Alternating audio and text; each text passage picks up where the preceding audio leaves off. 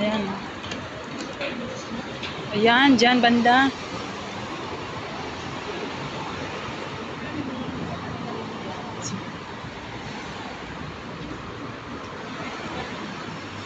Ang laki no, paikot-ikot.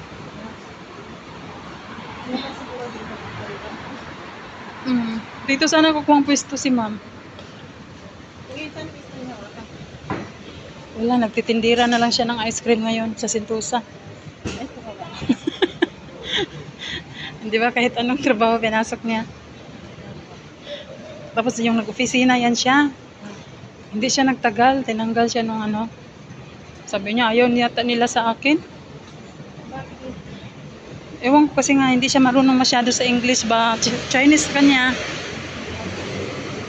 Pero nag-aaral talaga siya ba yung, nagpaturo kasi sa anak niya eh, kay Sean. Nagpaturo sa, dito tayo, ay, walang tawiran dito. Ay, meron. Sige lang. O, dyan tayo. Dyan, madaming kainan dyan, wapa. So,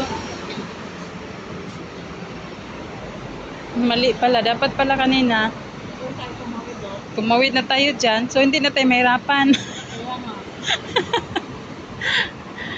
Dyan yung maraming kainan. Winala nila yung sa ano lang, sa labas. Parang dyan siguro. Yung sa labas lang kakain. Kasi mall na yan dyan eh. Ang arte. May tawiran ba dyan?